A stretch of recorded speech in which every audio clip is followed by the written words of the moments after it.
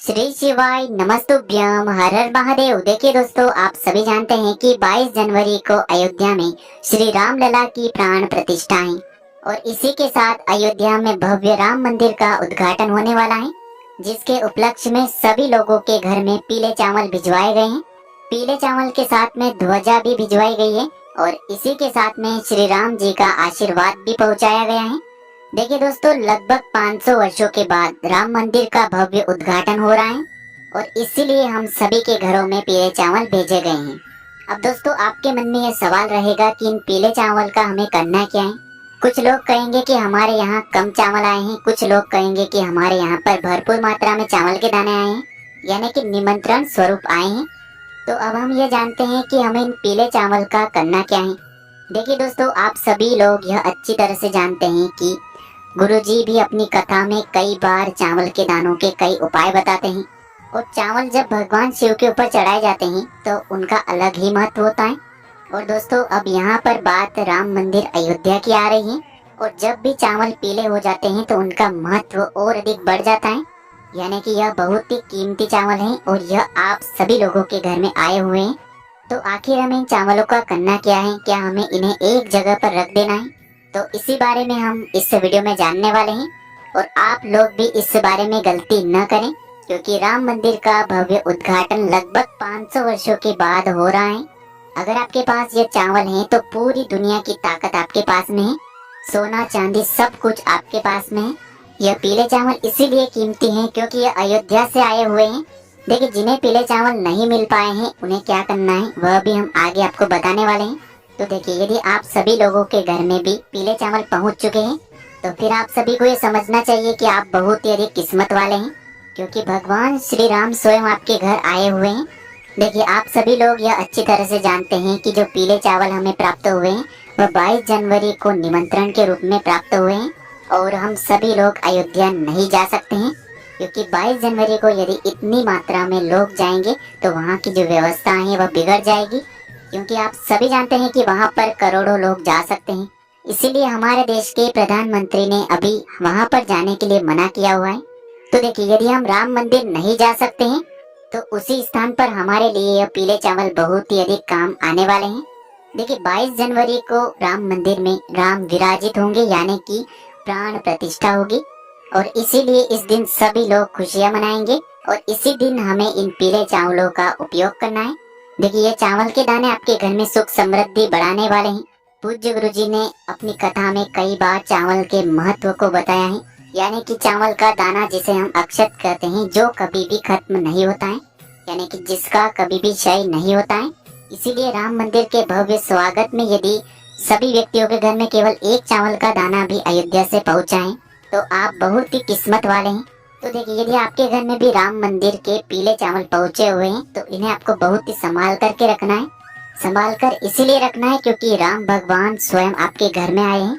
तो देखिए, श्री राम जो है वह किसी भी रूप में आपके घर आ सकते हैं, तो वह चावल के रूप में आपके घर आए हुए हैं और ये जो चावल हैं इनमें भगवान श्री राम का आशीर्वाद है। तो देखिए, आपके घर में जो ये चावल के दाने आए हुए हैं इन्हें आपको एक एक चावल का दाना अलग अलग स्थानों पर रख देना है। देखिए, आपको क्या करना है कि यदि आपके घर में तिजोरी है जहाँ भी आप धन रखते हैं और यदि आप चाहते हैं कि वह जगह कभी भी खाली न हो, क्योंकि अक्षय का मतलब ही यही होता है कि जिसका कभी भी क्षय नहीं होता है, जो कभी भी खाली नहीं होता है। और जब भगवान श्री राम मंदिर की ये चावल हो तो इससे अच्छी बात हमारे लिए और क्या हो सकती है। तो देखिए, आपके पास जितने भी चावल के दाने हैं उनमें से आपको कम से कम एक चावल का दाना अपने घर की तिजोरी में रख देना है। तो देखिए, एक चावल का दाना आपने अपने घर की तिजोरी में रख दिया है। दूसरा चावल का दाना आपको अपने घर की रसोई घर में रखना है। देखिए, आपके रसोई घर में माँ अन्नपूर्णा का निवास होता है और इस चावल के दाने को रखने के बाद आपके घर में कभी भी अन्न और धान्य की कमी नहीं होगी। तो इसीलिए आपको दूसरा चावल का दाना अपने घर के रसोई घर में रख देना है। देखिए, ये जो चावल के दाने आप रखेंगे तो इन्हें आपको संभाल करके रखना है, क्योंकि इन चावल के दाने में भगवान श्री राम का स्वरूप है और भगवान श्री राम की कृपा सदैव आपके ऊपर रहने वाली है। इसीलिए इन चावल के दानों को आपको संभाल करके रखना है। तो देखिए दोस्तों, इन दो विशेष जगहों पर आपको ये चावल के दाने रखने हैं।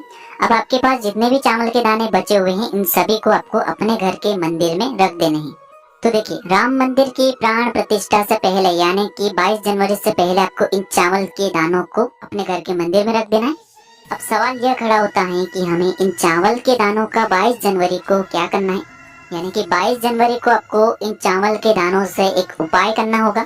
तो देखिए, जब भी 22 जनवरी को भगवान श्री राम लला की प्राण प्रतिष्ठा होगी, तो इस दिन आपको अपने घर में ही अपने घर के जो पूजन स्थान होता है वहाँ पर आपको इन चावल के दानों को रख देना है।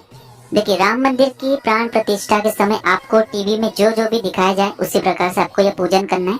केवल आपको एक पूजन की थाली पहले से ही तैयार कर लेनी है, और इसके अतिरिक्त जो भी आप भगवान श्री राम के लिए करना चाहें वह सभी आप इस दिन कर सकते हैं। देखिए, जिस दिन राम मंदिर की प्राण प्रतिष्ठा होगी उस दिन आपको टीवी चैनलों पर लाइव रूप से दर्शन दिखाए जाएंगे। तो देखिए, इस दिन आपको अपने घर में ही पूजन वाले स्थान पर इन चावल के दानों को अपने सामने रख देना है, और हो सके तो भगवान श्री राम की एक प्रतिमा भी रख देनी है।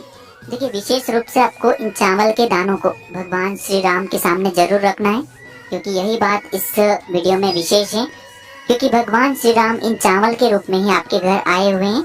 तो देखिए, आपको सबसे पहले तो भगवान श्री राम का तिलक करना है, माता सीता का तिलक करना है, लक्ष्मण जी का तिलक करना है। यदि आपके घर में श्री राम की प्रतिमा नहीं है तो आप इन चावल की पूजा भी कर सकते हैं, क्योंकि हमने आपको बताया है कि यह जो चावल है यह भी भगवान श्री राम का ही एक स्वरूप है। अब देखिए दोस्तों, जैसे ही आपका यह पूजन हो जाएगा उसके बाद आपको आपने राम ज्योति का नाम भी सुना होगा, यानी कि इस दिन आपको दीपक भी जलाने होंगे, क्योंकि भगवान श्री राम अयोध्या पहुंच रहे हैं, इसीलिए इस दिन हमें दिवाली मनानी होगी। और दिवाली विशेषकर हम दीपक को जला करके ही मनाते हैं। देखिए, एक दीपावली तो आपने अभी कुछ दिनों पहले नवंबर में मनाई है, और इस बार की दीपावली आपको एक दीपावली 22 जनवरी को मनानी है, और यह दीपावली लगभग 500 वर्षों के बाद मनाई जा रही है। तो देखिए, यह जो दीपावली है हमें इस बार किस प्रकार से मनानी है। जिस प्रकार से आप दीपावली के दिन माता लक्ष्मी की पूजन करते हैं, तो इस दीपावली पर हमें भगवान श्री राम का पूजन करना है। यानी कि आप जिस भी प्रकार से भगवान श्री राम का पूजन कर सकते हैं उस प्रकार से आपको करना है। केवल आपको यह जो पूजन है पूरे मन से करना है, ताकि भगवान श्री राम का आशीर्वाद सदैव आपके ऊपर बना रहे। देखिए, पूजन से पहले ही आपको आपके जो दीपक हैं इस दिन पहले से ही तैयार करके रखने हैं। देखिए, दीपक आपको इस दिन कितने तैयार करने हैं, इस दिन कोई निश्चित मात्रा में आपको दीपक तैयार नहीं करने हैं। केवल आपको भगवान श्री राम के लिए एक दीपक इस दिन जरूर प्रज्वलित करना है, जो कि हमें गोल बाती का प्रज्वलित करना है, क्योंकि भगवान श्री राम एक देवता है, तो इनके निमित्त हमें गोल बाती का दीपक प्रज्वलित करना है। और देखिए दोस्तों, इस दीपक में हमें गाय माता का शुद्ध देसी घी प्रयोग करना होगा। और देखिए दोस्तों, ये जो दीपक है हमें आटे का नहीं बनाना है, मिट्टी का दीपक ही लेना होगा, क्योंकि दीपावली के दिन हम मिट्टी के दीपक ही प्रज्वलित करते हैं। तो देखिए, भगवान श्री राम के लिए आपको एक गोल बाती का दीपक शुद्ध घी का ले लेना है। अगर आप अन्य दीपक भी लगाना चाहें तो आप उनमें तेल का प्रयोग कर सकते हैं। केवल एक दीपक तो आपको शुद्ध घी का ही प्रज्वलित करना होगा। और जब भी पूजन हो तब उस समय आपको ये जो दीपक है इसे भगवान श्री राम के सामने रख देना है, यानी कि जो पीले चावल है उनके सामने आपको रख देना है। अब देखिए दोस्तों, दीपावली के दिन जिस प्रकार से आप अपने घर में दीपक प्रज्वलित करते हैं उसी प्रकार से इस दिन आपको अपने घर में भी दीपक प्रज्वलित करने होंगे। तो देखिए, आपकी जितनी भी क्षमता हो उस हिसाब से आपको इस दिन मिट्टी के दीपक लेने हैं। तो देखिए, आपको ये जो सभी दीपक हैं मिट्टी के लेने हैं, और इन सभी दीपक में आपको लंबी बातियों का प्रयोग करना होगा। केवल एक दीपक जो हमने श्री राम के निमित्त प्रज्वलित किया था उसमें गोल बाती का प्रयोग करना है। अब इन सभी दीपक में हमें तेल डालना है। देखिए, हम इस वीडियो में आपको कुछ स्थान बता रहे हैं, आप अपने हिसाब से फिर अन्य दीपक भी प्रज्वलित कर सकते हैं। तो पहला जो दीपक है उसे आपको अपने घर के रसोई घर में प्रज्वलित कर देना है। ये दीपक आपके पितरों को भी प्रसन्न करने के लिए है, और यदि आप पितरों के निमित्त अन्य दीपक भी प्रज्वलित करना चाहते हैं तो उसका मुख आपको दक्षिण मुखी होकर के प्रज्वलित कर देना है, यानी कि उस दीपक की जो बाती है उसका मुख आपको दक्षिण दिशा में रखना है। अब देखिए, दूसरा जो दीपक है आपके घर में जो माता तुलसी जी होती है वहाँ पर आपको दूसरा दीपक रख देना है। तीसरा दीपक आपको अपने घर का जो मुख्य द्वार होता है वहाँ पर आपको ये तीसरा दीपक रख देना है। और दोस्तों, चौथा जो दीपक है इसे भी आपको अपने घर का जो मुख्य द्वार होता है वहाँ पर ही रखना है, यानी कि मुख्य द्वार के दोनों तरफ आपको एक एक दीपक रखना है। और दोस्तों, पांचवा जो दीपक है आपको अपने घर में सबसे अच्छी जगह देख करके रख देना है। आप चाहें तो अपने घर की छत पर भी इस दीपक को रख सकते हैं, यानी कि घर के किसी भी कोने में इस दिन अंधेरा नहीं होना चाहिए। तो इस प्रकार से आप दीपक तो कई स्थानों पर लगा सकते हैं, जो कि हम आपको आगे आने वाले वीडियो में बता देंगे कि आपको और किन स्थानों पर दीपक लगाने। तो इस प्रकार से आज के इस वीडियो में हमने आपको पूजन की विधि बताई है, किस प्रकार से आपको चावल का उपयोग करना है। तो देखिए दोस्तों, ऐसा मौका बार बार नहीं मिलता है, क्योंकि 500 वर्षों के बाद ऐसा मौका हमें मिल रहा है। एक तरह से भगवान श्री राम पुनः अयोध्या पधार रहे हैं। उनके आने की खुशी में ही हम दीपावली मना रहे हैं। तो दोस्तों, यदि आपके घर पर चावल नहीं पहुँचे हैं तो आपको चिंता नहीं करनी है। आपको ये दीपक तो अवश्य ही प्रज्वलित कर देने हैं। और यदि आपके घर में चावल पहुँचे हैं तो हमने जिस प्रकार से बताया है उसी प्रकार से आपको इनका उपयोग कर लेना है। तो यदि आपको 22 जनवरी को प्राण प्रतिष्ठा से जुड़ी और कोई भी जानकारी चाहिए तो आप हमें कमेंट में पूछ सकते हैं।